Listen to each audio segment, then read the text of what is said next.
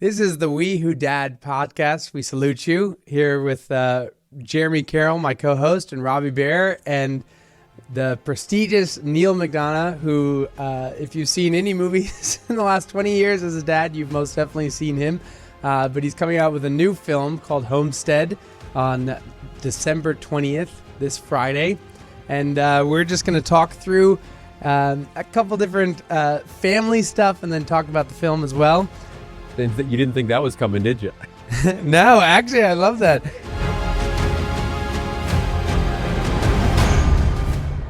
Since 2020, it's kind of moved to a world where people work remote and they work with their kids. But I feel like actors have kind of been to that party for a long time.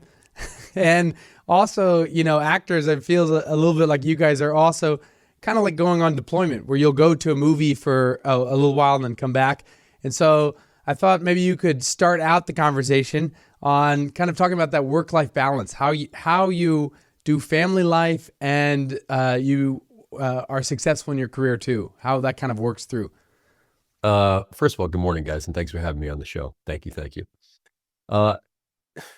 It's difficult as an actor because you don't know when and where you're going next. Going back to deployment, as you're alluding to, but we just make it work. I'm blessed because I have Reve, my wife, and she's incredible at organizing all kinds of amazing things. So when I'm away, I'm away. But there's a lot of FaceTime. But after a few days, the kids get tired of it. That's why I have a rule of 1 week max. I have to come back after a week, or else I start to get cranky, and I miss the chaos of the family. I miss just seeing Reve every day and the kids and driving to school or seeing their practice, or we'll go into their games and all the stuff that we dads love to do, spending a whole weekend in a gym for several different games for a bunch of different kids. It's pretty awesome. And sometimes I'm coaching, sometimes I'm just watching. And I love that. That's my favorite part about my life. I love acting. I love it to death. It's the greatest job. It's the only job I've ever had. And I love it, but it's a deep second place compared to family and God. So those are the most family first, me second, God first, me second. Those are the tenets we live by. So being on the road can be certainly a challenge. That's why I like to have as many films as close to home as possible. But in California, that's not the case anymore. Nothing really, not so much films in California anymore, which is a shame. I was thinking the other day, and it's hard being an actor is one thing because I can go off to do Tulsa King and say I'm there for 3 or 4 days and I'm home for a week and there for 3 or 4 days, home in a week. So there's a lot of travel back and forth, but at least I get to come home. If you're a crew member and you live in Los Angeles and all of a sudden you have to go to Atlanta to make a living for your family, you're there 15 hours a day, 5 days a week. And on the weekends, you're so beat you can't come home. So it's much harder for crew members than it is for actors, which is why I hope that, I read I think it's Bad Monkey, Vince Vaughn's show, they gave him a $20 million tax credit to come and shoot in California. That's a great sign that there's filming going on back here in the great state of California. This is Hollywood, especially Southern California. This is where the whole movie industry started. So why is it that we give so much money to, I lived in Vancouver for 7 years. I'm filming in Atlanta. $4.1 billion went into Georgia's economy last year because of Hollywood. That's a lot of jobs. That's a lot of money. And I think if we can figure out a way to get that back into California, it would be great for everyone. But more importantly, anyone who's a dad in the film business and who's a crew member will be greatly appreciative if we can get more work back here in California, because I can't imagine what the divorce rate is in Hollywood for crew members more than actors. It must be astounding because you're gone all the time. So please, Governor Newsom, let's get some stuff back here in California. Please listen to us in some way. But yeah, Okay, there's my biggest stump I think I've ever said about getting. You know what though, you're so right, and we think about that a lot ourselves too, and we have a lot of friends who are on all different stages, crew or whatever. And you're right, they're out for a long time in there. Did you ever bring any of your kids to any of the sets, or do you ever kind of make that as a? They're on every set. So Reve and we just finished our 9th project. We're about to start our 10th project, and on every show, they'll come. Luckily it'll be like around a spring break, or I'll figure something out to take them out for a few days or for a week out of school, which is hard because they have their schedules. But I make them work, Reve and I make them work the stunt department, work craft service, help out the hair and makeup people, maybe have a small two-line part in the background type of thing, get their feet wet and make them realize how hard the industry is, but also how amazing and glorious the industry can be as well. So they get to see firsthand the good and bad, how hard it is, but how great it is. And for them, they're going to Wharton Business School every time they step on one of our sets, and it's just awesome. It's That's really so awesome. cool. Yeah, my grandfather was a famous actor in the 30s. He did about 62 movies. He was most famous for his westerns that he did. He was the first Texas Ranger. And my dad, was in the film industry too. So it's kind of an interesting thing where you're right. I think this is such a cool, unique culture, and it's such a beautiful, beautiful way to touch the world. But it's Yeah. also such an apprenticeship-based culture where you get to kind of walk and live and see how life is experienced, and I think that's really cool. One of the things that our audience wanted us to ask you too was, you're such a man of faith, and you've spoken about that many times. And I just thought maybe you could kind of speak about how that influenced how you were a father, how you led your family, how you were a husband. Maybe talk a little bit about your faith particularly. And Well, going back to it, I think when you put him first and foremost in your life, which I did several years ago after I gave up drinking and started kind of focus on, okay, who am I? What is life about for me? What can I do to make this world a better place? And people think, well, it's kind of corny. Well, I think no, it's what we're all supposed to do. It's not supposed to be how you can make yourself better. It's how you can make everything better, especially those around you. And sometimes those people that you may think that you do not like, that you have to be neighborly and love your neighbors. And these are all great ideas to have, but unless you actually do them, they're just ideas. So by making films that give glory to him is paramount for Reve and I. And that's what we've done for the last several years now. And we just keep getting bigger and bigger, which is really kind of exciting. We're getting amazing. bigger. Yeah. I mean, we just had John Avnet, Yeah. who directed Fried Green Tomatoes, Up Close and Personal, all the Wow. Justifieds, all these other amazing films, direct our last film, The Last Rodeo, which comes out in Wow. May. Incredible. And to have his, we call him the maestro. He's just a genius with a camera and storytelling. And to have Michael T. Williamson and Christopher McDonald and just like great actors, how it just builds and builds and builds. We went from a $350,000 budget to our first film, which was 5 years ago, to Wow. $9 million budget in our last one. I don't even know what the next one's going to be.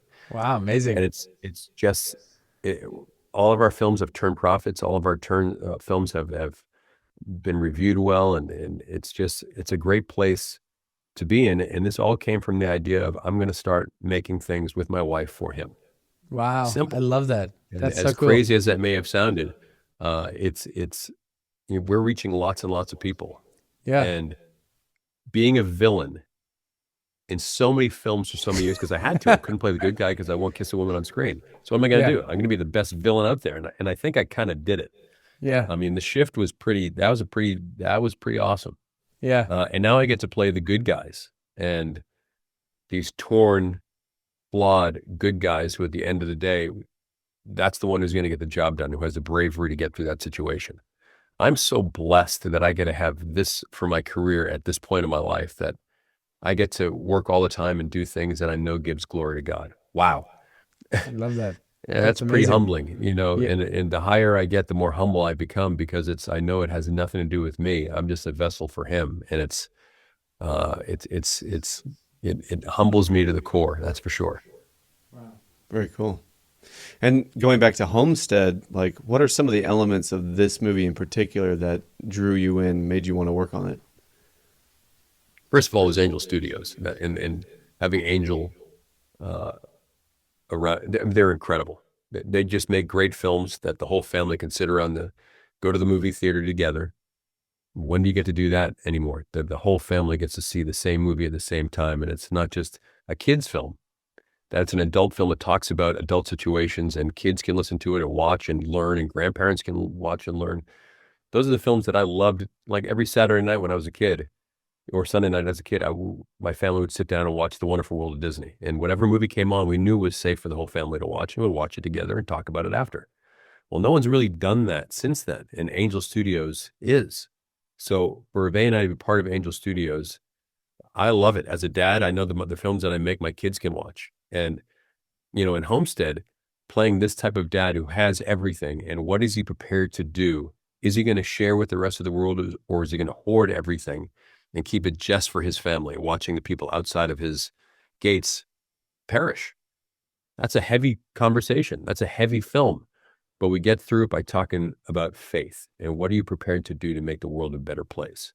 And once that shakes you up, once that gets into your bloodstream, you just want to make the world a better place and love people more and not be so divided, not hate other people because of their color or their creed or their religious belief. We're all in this together. And if we just rooted for each other, wouldn't the world just be a much better place than where it has become? I think now it's starting to change. I just have this great feeling that families coming back, the right way of thinking is coming back, and I'm just really happy to be a filmmaker at this period where I know people want to see more material that talks about him and allows the whole family to sit around the theater and watch it together. A big factor for dads today is like how to handle technology with their kids. Boys, I'm a rotary phone guy. I'm like, Yeah. I'm so analog. It's ridiculous. My kids are like, sweet. So, Well, like in Reve is Homestead- amazing at it. She Yeah. sets a lock. She sets a time. She's like, this is what you're going to do. And we have this box in our kitchen that when everyone comes home, you take your phone, you toss it in the box. You can plug it inside the box, and that thing is shut. Reve has a key. She doesn't use it very often. But she has a key, and it's like, okay, no more phone time, no more electronics. So let's That's awesome. actually talk about Wow. situations, or go outside and play some basketball, or go practice your dance, or go play some guitar. Do whatever the case Yeah. is. Yeah. We try to limit it as much as it's not. You can't limit it 100%. And what happens outside of our house, we can't control that, but we can control what happens inside our house. And that's let's talk about issues. Let's be a family, and it's worked really well for our kids so far. And my wife Reve is just she's incredible. That's awesome. I feel like Homestead is such a great dad movie because Oh yeah, my wife always makes fun of me because I love apocalyptic movies. I love watching apocalyptic shows and movies, and maybe kind of like how Amish I could watch Apocalypse Now over and over and Yeah. over and over because of just the bizarre. Yeah, That's not a they're- family film. But it just also just feels like the dude at his prime, like you as a dad, like protecting your family, and there's no other things to distract you or anything. And it just is such a cool thing. We're really excited about it coming out this Friday, December 20th. One last thing that we always like to ask is, would you be up for kind of saying, is there any holiday tradition or family tradition that you're doing this season, or you do usually, that you'd like to kind of share with people? Well, ever since I was a kid, it was first jumping over the boards at the rink, as our rink back in Hyannis, back in Cape Cod, Massachusetts, where I'm from. It was an indoor-outdoor rink. So on Christmas Day, we'd have a game of hockey, me and my brothers. Wow. There's 5 of us. Yeah. And then one year when it was in my teens, they boarded it up all up and enclosed the whole place and made the rink really nice. So I'm like, well, what are we going to do now? And so we switched to golf. And so since I was probably 16 or 17 years old, we have to, as boys, no matter where we are on the planet, and the girls too, whomever, have to get at least 3 holes of golf in. Can be snowing, can be raining, but Wow. it's a rite of passage that you have to do it. That's awesome. And sometimes the kids, when we go out there, they'll be kicking and screaming, "My gosh, Dad, it's raining," or somewhere. But we do it, and we have the greatest time every year. We come back and have a great feast, and that's our Christmas, and we love it. That's so cool. And Actually, midnight mass the night before, of I have course. one more tag on there. Is there anything you would recommend to young dads? A lot of the people listening to this have kids who are kind of in the toddler stage and the younger stage. Oh, Is there anything you toddler recommend to sta- them? Let's go to the toddler stage. Okay. Boys, you're useless for the first year of a baby's life. They don't want you. They just want mom. They want to suckle up next to mom and smell mom and all that great stuff. Yeah. So here's my advice. Change every single diaper you can. Take your time. Enjoy it. Your baby Wow. will start to understand who you are with who's this goofy guy doing all these goofy voices and his strange faces and doing all kinds of fun stuff to make that kid smile. Oh, I like this guy. I kind of like this guy. He's changing my awesome. day. Oh, I feel better. Because if you miss that, you can't breastfeed your kids, as a guy. There are certain things that dads can't do. But Yeah. what we can do is change them, cuddle with them and sing them songs and be that goofy, loving dad that you can be. So boys, go out there and change as many diapers as you can. Amazing. Hey, thank you so much. We appreciate you coming on. You didn't think that was coming, did you? No, actually, I love that. That's great. Yeah. You know, we're And total. later on, when they're teenagers, God gave you 2 of these and only 1 of these, right? If you listen to your kids, you'll understand a lot more than if you tell them to do things. Listen to what they want. Listen to what they're doing. See what they're doing. See what they're looking at on their phone. See the kind of friends they're hanging out with. See what kind of classes they want. See what they want for sports or extracurricular. Listen. If you just listen, and Reve taught me this, stop talking so much, honey. Just listen to them. What? Aren't I supposed to talk all the time as a dad? No, you're not. You're supposed to listen all the time as a dad.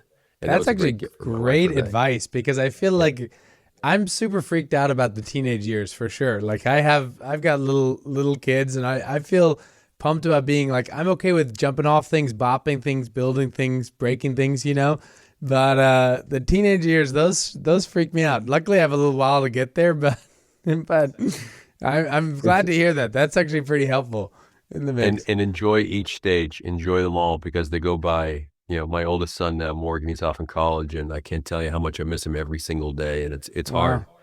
Wow. So you will miss that so much. Tell them you love them 20 times a day. Hug them and kiss them and do all those things that they think, oh, I don't want that, but they actually do. Wow. And they need it. And especially in this day and awesome. age, every kid needs a little extra hug and attention and 2 ears and 1 mouth. Wow. Well, it seems like he'd be such a fun dad to have, and obviously like a very fun friend too. And, this movie Homestead seems like such kind of a total dad movie to be able to watch about the end of the world and how you can protect your family. But if you are a dad, if you are a mom wanting to know what dads are thinking, check us out on We Who Dad. We salute you. We are on Spotify and Apple Podcasts and all of the different platforms that people listen to podcasts. So please subscribe and like it so that more people get this content, and share it too with others. But this was a great kind of conversation to go through it, and I almost wish we got to talk to him longer, and hopefully next time we will. We're supported by users like you.